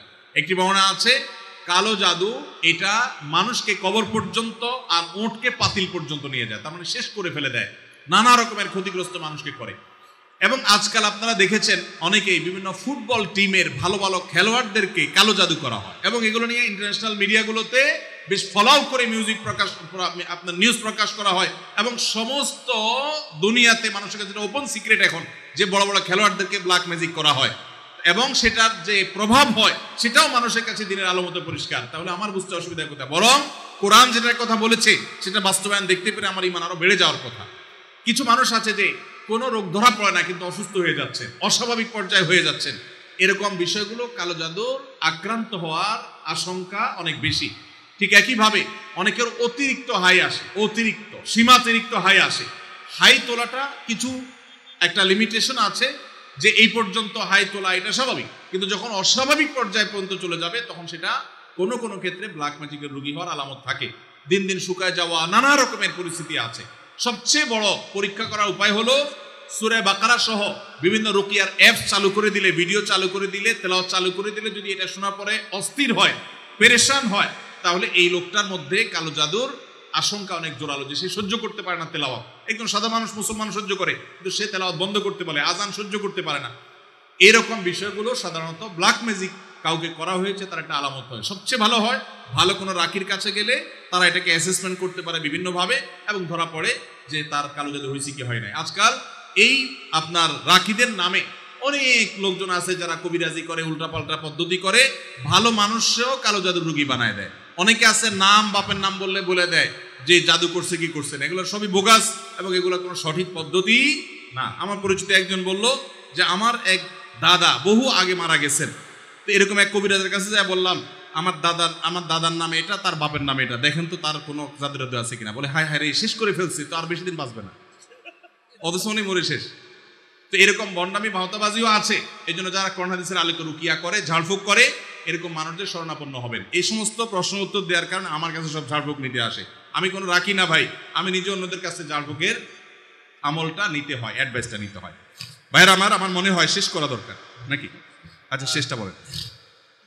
আমার শ্বশুরবাড়ির লোকজন আমার স্ত্রীকে জোর করে আমার কাছ থেকে আলাদা রাখে, অথচ আমার স্ত্রী আমার সাথেই থাকতে চায়, এক্ষেত্রে আমার করণীয় কি? আপনার ও প্রশ্ন, ঠিক আছে ভাই। অনেক কমবখ্ত বাপ মা আছে, হতভাগা বাপ মা আছে, কপাল পোড়া। মেয়ে স্বামীর সংসার করতে চায় কিন্তু বাপ মা বাধা দেয়, আছে না নাই? মেয়েটা ভালো কিন্তু বাপ মা ফুসলায়, আরে আমার ভাতের অভাব পড়ছে না কিন্তু চলে আস। এর মতো কপাল পোড়া বাপ মা আর হতে পারে না। ভাইরা আমার, বেশিরভাগ সংসারে স্বামী স্ত্রীর মধ্যে অশান্তি সৃষ্টি করে তৃতীয় পক্ষ। কারা করে? তৃতীয় পক্ষ। আমি এই জন্য বলি, সাক্ষাৎ শয়তান যদি দেখতে চান, একবারে আপাদমস্তক শয়তান, তাহলে স্বামী স্ত্রীর মধ্যে অশান্তি সৃষ্টি করার জন্য যে ভূমিকায় অবতীর্ণ হবে এ হলো সাক্ষাৎ শয়তানের ভূমিকা অবতীর্ণ হচ্ছে। কথা কি বুঝাতে পারছি? শয়তান সবচেয়ে খুশি হয় কোন কাজে জানা আছে আপনাদের? কোন কাজে? সবচেয়ে বেশি শয়তান খুশি হয় কোন সংসার ভেঙে দিলে, স্বামী স্ত্রীর মধ্যে বিচ্ছেদ হলে। আপনারা হাদিস শুনছেন, প্রসিদ্ধ হাদিস, শয়তান তার সিংহাসন পানির উপরে স্থাপন করে এবং শয়তান তার চেলাদেরকে ছেড়ে দেয়। চেলারা সারাদিন আকাম কুকাম করে সারাদিন অপকর্মের পরে ফিরে এসে তাদের দলনেতাকে বলে, আমি একজনকে খুন করিয়েছি একজনকে দিয়ে, আরেকজনকে দিয়ে একটা মিথ্যা বলিয়েছি, আরেকজনকে দিয়ে মাদকাসক্ত করিয়েছি, আরেকজনকে দিয়ে অমুক জেনা করিয়েছি। তখন শয়তান বলে, হ্যাঁ অবশ্যই কিছু না কিছু করেছ। কিন্তু যখন কোন শয়তান এসে বলে একজন স্বামী স্ত্রীর মধ্যে বিচ্ছেদ ঘটায় দিছি, তখন শয়তান বলে তুমি সবচেয়ে বড় কাজ করছো, সে সবচেয়ে বড় খুশি হয়। যে সমস্ত পুরুষেরা মহিলাদেরকে অথবা পুরুষদেরকে উস্কায়, দেখবেন যে অনেক মহিলাকে যায় অনেকে বলে, ভাবি আপনার মতো মানুষের সাথে ভাই রাগ করে কেন? মানে আপনার মতো এত ভালো, এত ভদ্র, এত রূপবতী মানুষটার সাথে রাগ করে যে কেমনে, এত পাষাণ সে কিভাবে হয়? বুঝবেন যে এই লোক হলো সাক্ষাৎ ইবলিস। আবার একই কথা ওই পুরুষ লোকটাকে যদি বলে যে ভাই আপনি তো রাজপুত্র, মাশাআল্লাহ, আপনার কপালে রাজরানী আসলেও কম হবে ভাই, তাহলে তার উস্কায় দিচ্ছে। তার মানে সে মনে মনে চিন্তা করবে, তাহলে আমার বউ এটা আমার জন্য আসলে মানায় না, আমি তাহলে এত বেশি যোগ্য পুরুষ। তাহলে তার স্বামীর সাথে, তার স্ত্রীর সাথে তার দূরত্ব বাড়বে কি বাড়বে না? তাহলে এই যে পাম্পট্টিটা দিল, এই পাম্পট্টি দেওয়া লোকটা হলো সাক্ষাৎ ইবলিসের ভূমিকা অবতীর্ণ হয়েছে। অতএব খবরদার, স্বামী স্ত্রীর মধ্যকার অশান্তি সৃষ্টি করার জন্য কেউ তৃতীয় পক্ষের ভূমিকা রাখবেন না। এমন কি সেটা যদি বাপমাও যদি হয়, সে বাপমা আল্লাহর কাঠগড়ার আসামি হবেন। বহু ছেলেদের বাপ আছেন, ছেলেদের মা আছেন, শ্বশুর শাশুড়ি আছেন, বৌমার ব্যাপারে ছেলের কান ভারী করে দেয়, আছে না নেই? ছেলেটা থাকে বিদেশ, তার কানটা ঝালাফালা করে দেয়। এরা সবাই কিয়ামতের ময়দানে আল্লাহর কাছে আসামি হবে। খবরদার, এরকম কোনো ষড়যন্ত্র করা যাবে না। চেষ্টা করতে হবে স্বামী স্ত্রীর মধ্যে মনোমালিন্য হলে সেটাকে আরো দূর করে দিতে হবে, সেটা আরো দূর করে দিতে হবে। আল্লাহ আমাদেরকে তৌফিক দান করুন। মসজিদের ইমাম সাহেবরা যারা আছেন, ফ্যামিলি কাউন্সিলিং করবেন। এলাকাতে কোথা স্বামী স্ত্রীর সাথে মনোমালিন্য চলছে তাদের মধ্যে সালিসি করবেন, তৃতীয় পক্ষ হয়ে মিলাবার চেষ্টা করবেন, ভাঙার চেষ্টা করবেন না। আল্লাহ আমাদেরকে তৌফিক দান করুন। যে মা বাপ তার মেয়েকে ফুসলাচ্ছে স্বামী সংসার না করার জন্য, যৌক্তিক শরীয়ী কোনো কারণ ছাড়া যদি এটা করেন, তারা কবিরা গুনাহে লিপ্ত, হোক তারা মা বাপ, সন্তানকে তারা আল্লাহর নির্দেশ থেকে বাহিরে তারা নিতে চাচ্ছে। ফ্যামিলি ব্যবস্থাপনা এবং দাম্পত্য জীবনের সুখ শান্তি ইসলামে খুবই গুরুত্বপূর্ণ বিষয়। আল্লাহ তাআলা আমাদেরকে বুঝার তৌফিক দান করুন। ভাইরা আমার, আলহামদুলিল্লাহ দীর্ঘ সময় পর্যন্ত আপনারা অনেক কথা শুনেছেন, আর অনেক প্রশ্ন আমার কাছে ছিল। এই প্রশ্নের উত্তর ইনশাআল্লাহ বিদিল্লাহ আমরা অন্য কোথাও, বগুড়াতে পরশুদিন আমাদের প্রোগ্রাম আছে ইনশাআল্লাহ, সেখানে আমরা সর্বশেষ এবছরের প্রোগ্রাম ইনশাআল্লাহ, সেখানে আমরা উত্তর দেওয়ার চেষ্টা করব। আমরা যে সমস্ত কথা শুনলাম, জানলাম, বুঝলাম, আল্লাহ আমাদের সবাইকে আমল করার তৌফিক দান করুন। শেখ আবু বকর মক্কি হাফিজাহুল্লাহ আসছেন তুহিন ভাইয়ের অনুরোধে, সেই লক্ষ্মীপুর থেকে আসছেন। মাশাআল্লাহ, আপনারা অনেকে অনলাইনের মাধ্যমে তাকে চিনেন। তো যেহেতু সময় আমাদের কাছে অনেক টাইট, অনেক বেশি আলোচক ছিল, এই জন্য আমরা তার কথা শুনতে পারলাম না। আল্লাহ রাব্বুল আলামিন তার ইলমে আমলে বরকত দান করুন, বলুন আমিন। আলহামদুলিল্লাহ, এখানে অনেক উলামায়ে কেরাম সমবেত হয়েছেন। আমাদের বাকি সরকার সহ মুরব্বীরা যারা এই মাহফিলের জন্য কষ্ট করেছেন, বিশেষ করে সরকার বাড়ির যুবকরা যারা কষ্ট করেছে, তাদের সবাইকে আমি বিশেষভাবে শুকরিয়া জানাই। অনেক অর্থ করে দিয়ে শরীক হয়েছেন। আল্লাহ তাআলা আমাদের সবার এই মাহফিলকে কবুল এবং মঞ্জুর করেন। এই এলাকার সমস্ত মুর্দাদেরকে আল্লাহ তাআলা মাফ করে দেন। মাদ্রাসাতুস সুন্নাহ,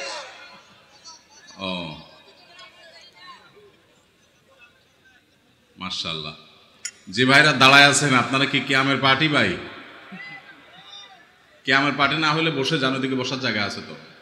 এই যে এদিকে দুনিয়া আর কিয়ামের পার্টি দাঁড়ায় আছে, ভাই বসেন। অনেকক্ষণ দাঁড়িয়েছেন তো, আপনাদের কষ্ট হচ্ছে তো। মাশাআল্লাহ ভাই, আমার স্বভাবের বিরুদ্ধে অনেক রাত হয়ে গেছে, এরপরে স্টেজে উঠতে হচ্ছে। সরকার বাড়ি যুব সমাজের উদ্যোগে এই যে মাহফিল, 38তম মাহফিল, 38তম মাহফিল করে আমরা কি শিখলাম যদি এখনো গভীর রাত পর্যন্ত মাহফিল করা লাগে? এই জন্য যুবক ভাইরা যারা মাহফিল আয়োজন করেছেন, অনুগ্রহ করে পরবর্তীতে রাত 10টার মধ্যে মাহফিল ক্লোজ করার চেষ্টা করবেন। বিশাল বড় বহর, বক্তা, আলোচক, শিল্পী মিলা এমন একটা অবস্থা যে রাত 12টা পর্যন্ত মানুষ কথা শুনলে মাথা তো এমনি হ্যাং হয়ে যাবে। এরপরে সাইফুল্লাহ ভাইয়ের যে ভলিউম, মাশাআল্লাহ তাবারাকাল্লাহ, এই ভলিউম যদি দেয় এভাবে, তো বাসায় যাওয়ার সময় তো মাথা ঘুরতে ঘুরতে পড়ে যাওয়ার আশঙ্কা আছে।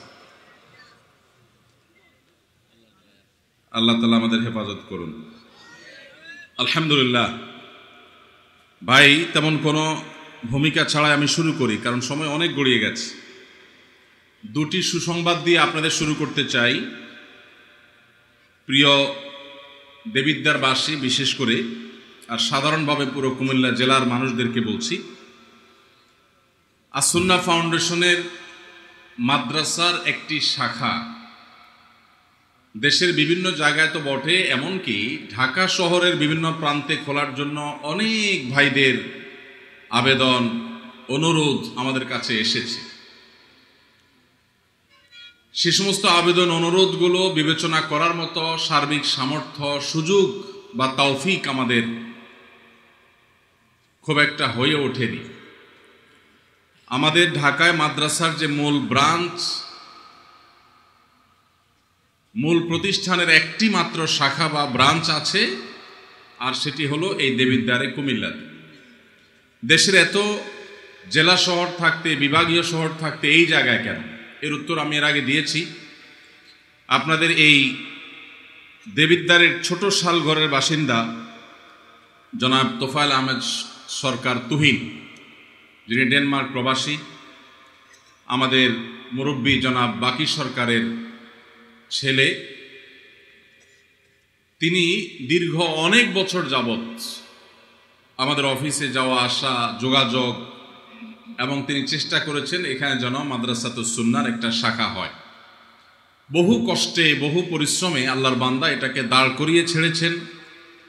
আমাদেরকে তিনি এখানে এনেই ছেড়েছেন। পুরো জায়গা বন্দোবস্ত করা, এটাকে প্রিপারেশন করা, সব কিছুর জন্য তার বিরাট বড় অংশ এবং চেষ্টা ছিল। তো যার ফলে এখানে মাদ্রাসাটি এসেছে। আপনাদেরকে একটু আমরা আনন্দের সংবাদ শোনাতে চাই, যেহেতু আপনারা বেশিরভাগ মানুষ এখানকার দেবিদ্বারের মানুষ। মাদ্রাসাতুস সুন্নাহর ঢাকায় আমরা যেই কারিকুলাম অনুসরণ করি, যেই মাপকাঠি, মানদণ্ড এবং কোয়ালিটি আমরা মেনটেন করি, হুবহু সেই জিনিসটাই আপনাদের এই মাদ্রাসায় করা হয় আলহামদুলিল্লাহ। আপনাদের এটা মনে করার কারণ নাই যে এটা মফস্বল হওয়ার কারণে ঢাকার সেই কোয়ালিটি বা সেই সিলেবাস, সেই নিয়ম কারণ এখানে ইমপ্লিমেন্টে কোনো প্রকার ছাড় আমরা দেই, এরকমটি মনে করবার কোনো কারণ নাই, কারণ এরকমটি আসলে হয় না। এই মাদ্রাসায় ঢাকার সমস্ত কার্যক্রম আমরা যা মাদ্রাসায় করি তার সবগুলো এখানে করি, এবং কোয়ালিটি ধরে রাখার জন্য গ্রামে আবাসিক করার চাপ আছে। যেহেতু আমরা আবাসিক সচরাচর করি না, অপশনাল আবাসিক ঢাকায় আছে, সেজন্য এখানেও কিন্তু অনাবাসিক। আমরা কিছু ছাড় দিলেই এখানে এই মাদ্রাসাকে আরো অনেক বেশি জমজমাট করা যেত, কিন্তু আমরা জমজমাটে বিশ্বাসী না, আমরা বিশ্বাসী কোয়ালিটিতে। এই জন্য আপনারা যারা দেবিদ্বারবাসী আছেন, আপনাদের ছেলে মেয়েদেরকে অথবা আপনাদের পরিচিতদের ছেলে মেয়েদেরকে মাদ্রাসা ভর্তি করানোর জন্য আপনারা চেষ্টা করতে পারেন। খরচ একটু বেশি, কিন্তু ঢাকায় যে পরিমাণ খরচ নেওয়া হয় এখানে তার প্রায় 50%-এর মতো, বিশেষ করে ভর্তি পরীক্ষা, ভর্তি খরচ ইত্যাদি। এই সুযোগটা আপনারা হাতছাড়া করবেন না। আলহামদুলিল্লাহ, আমি নিজে থেকে থেকে মাঝে মধ্যে আসি, ছেলেরা কি শিখে না শিখে, বাচ্চারা কি শিখে না শিখে, সেটাকে আমি চেক করার চেষ্টা করি। এবং আলহামদুলিল্লাহ, ঢাকা থেকে আমাদের প্রশিক্ষিত যে কর্মীরা আছেন, টিচাররা আছেন, তারা এখানে এসে সার্ভিস দিচ্ছেন। আমরা এখানে স্থানীয়ভাবে নিয়োগ দিয়ে অল্প স্বল্প বেতনে কোনো রকম টিচার দিয়ে আমরা চালাতে পারতাম। এখানকার প্রায় সমস্ত শিক্ষক, এমনকি সাধারণ স্টাফ, সব ঢাকা থেকে তারা প্রশিক্ষণের পর, অভিজ্ঞতার পর, তারপর তাদেরকে এখানে পাঠানো হয়। উদ্দেশ্য কোয়ালিটি যাতে কোনো প্রকার ফল না করে। তো আস-সুন্নাহ ফাউন্ডেশনের এই সুবর্ণ সুযোগ আপনারা হাতছাড়া করবেন না। আল্লাহ তাআলা এই মাদ্রাসাকে দ্বীনের মার্কাজ হিসাবে, ইলমের মার্কাজ হিসাবে কবুল এবং মঞ্জুর করুন। আমাদেরকে আল্লাহ তাআলা ইখলাসের সাথে কাজ করবার তৌফিক দান করুন। আমরা এই দেশের শত শত আলেম তৈরি করতে চাই কি চাই না? শত শত দায়ীর আল্লাহ তৈরি হোক আমরা চাই কি চাই না? তাহলে সেক্ষেত্রে এই শত শত আলেম তৈরি করার জন্য এই প্রতিষ্ঠানগুলোকে আমাদের গড়ে তুলতে হবে। আল্লাহ আমাদেরকে তৌফিক দান করুন। সেই সাথে আস-সুন্নাহ ফাউন্ডেশনের যে সমস্ত সেবামূলক কার্যক্রম আছে, সেগুলো কুমিল্লা কেন্দ্রিক কার্যক্রমগুলো বেশিরভাগ এই মাঠে পরিচালিত হয়ে থাকে। এবছরও শীতবস্ত্র বিতরণ এখান থেকে হয়েছে, বৃক্ষরোপণ এখান থেকে হয়েছে, অন্যান্য কার্যক্রম হয়েছে। আপনারা যারা আশেপাশে আছেন তারা এই মাদ্রাসার শুভাকাঙ্ক্ষী হিতাকাঙ্ক্ষী হবেন, অন্তত দোয়ার মধ্যে সামিল রাখবেন, চেষ্টা করা যাবে না ইনশাআল্লাহ। আল্লাহ আমাদেরকে তৌফিক দান করুন। দ্বিতীয় সুসংবাদ আপনাদেরকে শোনাই, সেটা হলো মাদ্রাসার বিশাল বড় মাঠ আপনারা দেখেছেন। আজকাল স্কুল বলেন মাদ্রাসা বলেন শিক্ষা প্রতিষ্ঠানে বাচ্চাদের দৌড়াদৌড়ি করার মতো, খেলাধুলা করার মতো খোলামেলা মাঠের বড় অভাব। মফস্বলের প্রাইভেট স্কুল বা মাদ্রাসাগুলো পর্যন্ত ছোট ছোট ফ্ল্যাট বাড়ি নিয়ে করা হয়, সেগুলোতে বাচ্চাদের দম ফেলার মতো সুযোগ হয় না। বাসায়ও সারাদিন বন্দি থাকে, মাদ্রাসা বা স্কুলে থাকলেও বন্দি থাকে। বাচ্চাদের বিকাশ কিভাবে হবে সুস্থভাবে? আপনারা দেখছেন এখানে মেইন রোডের সাথেই জায়গার কত মূল্য। এই পুরো জায়গাটা বাচ্চাদের খেলাধুলার জন্য ওপেন রাখা হয়েছে। এইটাকে আরো কার্যকরভাবে ব্যবহার করার জন্য একটা উদ্যোগ নেওয়ার কথা আমরা পরিকল্পনা করছি, ভাবছি, কিছুটা অগ্রসর হয়েছে। আপনাদের দোয়া দরকার যাতে আল্লাহ বাস্তবায়ন করে। 10 থেকে 15 লক্ষ টাকা খরচ করে, এই টাকার ব্যবস্থা আমাদের কাছে নাই, আমরা দোয়া দরুদ করতেছি আল্লাহ যেন ব্যবস্থা করে দেন। আমরা ইনশাআল্লাহ মাঠের এক পাশ থেকে যতদূর যায় আমরা অনেকগুলো রাইডের ব্যবস্থা করব, যে পুরা দেবিদ্বার থানায় কোথাও এগুলো নাই, কোনো জায়গায় নাই। সেরকম কিছু বাচ্চাদের খেলাধুলার কিছু রাইডের ব্যবস্থা আমরা এখানে রাখবো, বেশ কিছু টয়েস আইটেম এখানে রাখবো। এই টয়েস আইটেমে শুধু আমাদের মাদ্রাসার ছেলেরাই খেলবে না, অত্র এলাকার যত বাচ্চা কাচ্চা আছে বা যে কোনো জায়গা থেকে বাচ্চা কাচ্চা আসবে তারা সবাই খেলতে পারবে, কিন্তু শর্ত থাকবে। সে হয়তো দিন শিখবে, সে নামাজ পড়বে, সে ভালো কিছু শিখবে। আমাদের এখানকার অধীনে কিছু কোর্স হবে, একটা কোর্সের ঘোষণা আমি একটু পরে দিতে যাচ্ছি ইনশাআল্লাহ। এই কোর্সে যারা অংশগ্রহণ করবে তাদের জন্য রাইডগুলো ফ্রি, কার্ড করা থাকবে, তারা সব সময় এই রাইডে খেলতে পারবে। সকল স্কুলের ছেলেদের জন্য উন্মুক্ত, সকল মাদ্রাসার বাচ্চাদের জন্য উন্মুক্ত, সবার জন্য উন্মুক্ত। ইনশাআল্লাহ বেদলে রাইডগুলো এখানে স্থাপিত হবে। এটাও আশা করি আপনাদের দেবিদ্বার বাসীদের জন্য অনেক বড় একটা আনন্দের সংবাদ। আপনারা দোয়া করবেন যেন আল্লাহ তাআলা আমাদের এই স্বপ্নকে বাস্তবায়ন করার তৌফিক দান করে। 3 নম্বর যে ঘোষণাটা আমি দিতে চাচ্ছি, আমি আশা করব আসন্ন রমাদান উপলক্ষে আপনারা দাওয়াতি কাজের অংশ হিসাবে মাহফিল থেকে একটা কর্মসূচি আপনারা নিয়ে বাড়িতে যাবেন। অনেক কথা আপনারা ওলামায়ে কেরামের মুখ থেকে, আমাদের সম্মানিত বক্তাদের মুখ থেকে শুনেছেন। আমি একটা কথা আপনাদেরকে দিচ্ছি যেটা আপনারা বাড়িতে মাস্ট নিয়ে যাবেন অন্যান্য কথাগুলোর সাথে, সেটা হলো এই মাদ্রাসায় আমরা একটা ইসলামী জ্ঞান পাঠ ও প্রতিযোগিতার স্থায়ী একটা প্ল্যান এবং পরিকল্পনা আমরা হাতে নিয়েছি। 5ম থেকে 10ম শ্রেণীর যে কোনো স্কুলের ছাত্র, এমনকি আলিম মাদ্রাসার ছাত্র যদি শরীক হতে চায় হতে পারবে। যেই কোনো ছাত্র 5ম থেকে 10ম শ্রেণীর মধ্যে, আপনার নিজের সন্তান হোক, আপনার পরিচিত কারোর সন্তান হোক, সবাইকে দাওয়াত দিয়ে দিবেন। এই বাচ্চাদের জন্য আমরা একটা ব্যবস্থা রেখেছি, সেটা হলো এই বাচ্চারা প্রতি সপ্তাহে একদিন, অর্থাৎ শুক্রবার সকাল 9টা থেকে দুপুর 12টা পর্যন্ত। কয়টা থেকে কয়টা পর্যন্ত? শুক্রবার সকাল 9টা থেকে 12টা পর্যন্ত। এই টাইমে তো আমাদের ছাত্ররা খুব ব্যস্ত থাকে, তাই না?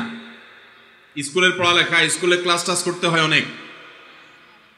যেহেতু তাদের অবসর সময় এই 3 ঘন্টা সময় আপনাদের ভাই ভাতিজা, আপনার প্রতিবেশী, আপনার সন্তানকে দিন শেখাবার জন্য আমরা উদ্যোগ নিয়েছি। 3 মাস প্রত্যেকটা বাচ্চাকে আমরা একটা কোর্স করাবো। শুক্রবার করে 3 মাসে কতগুলো শুক্রবার হয়? 12টা। এই 12টা শুক্রবার সে আসবে, 3 ঘন্টা করে, 3 12 36 ঘন্টার একটা কমপ্লিট কোর্স আমরা করাবো ছেলেদেরকে, বাচ্চাদেরকে। এই কোর্সের মধ্যে তাদেরকে আমরা যা শেখাবো সেটা হলো ইসলাম শিক্ষা, সংক্ষিপ্ত হাদিস, সালাত, সাওম ইত্যাদির মাসআলা, কোরআনুল কারীম শুদ্ধভাবে যেন তেলাওয়াত করতে পারে এবং যতটুকু তাদের মুখস্থ করার সুযোগ আছে এর মধ্যে ততটুকু, এবং কম্পিউটার প্রশিক্ষণ।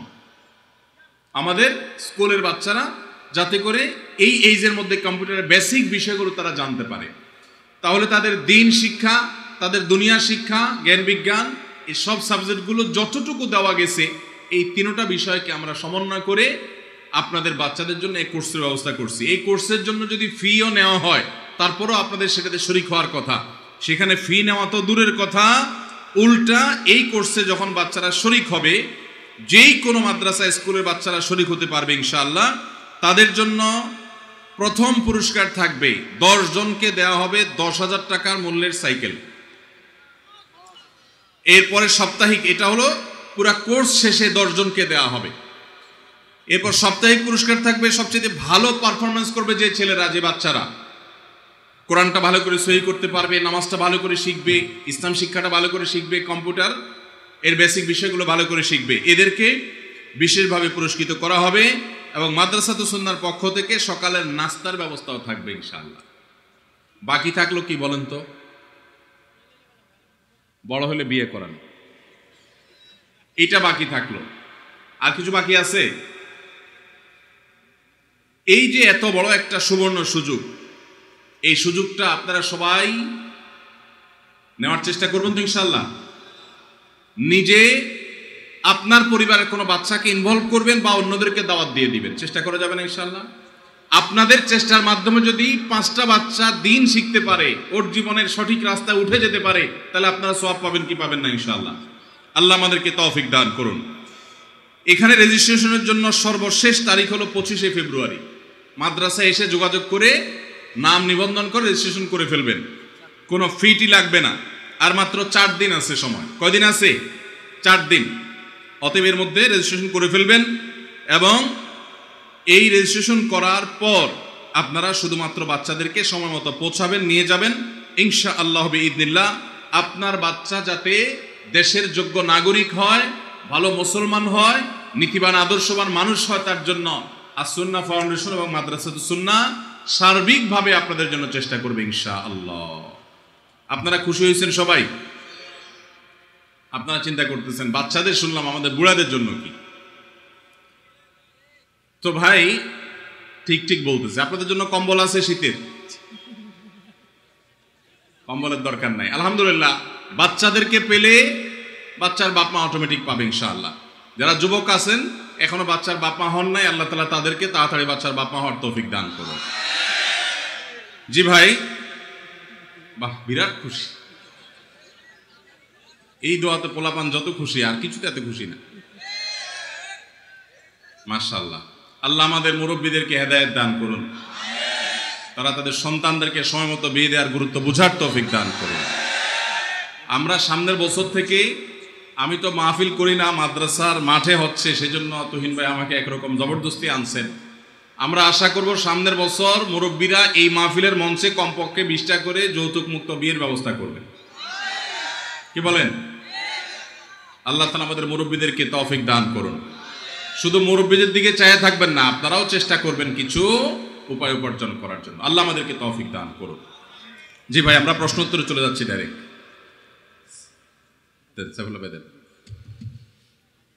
আলহামদুলিল্লাহ, প্রথম প্রশ্ন এসেছে